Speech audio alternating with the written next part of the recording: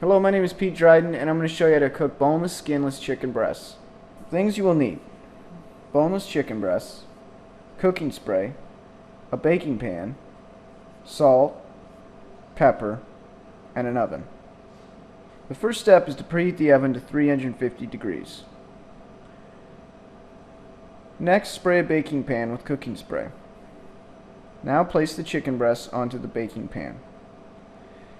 Season with the desired amount of salt and pepper. Place the pan in the oven and bake for 25 to 30 minutes. When the chicken is no longer pink, remove from the oven, serve. And that is how to cook a boneless, skinless chicken breast.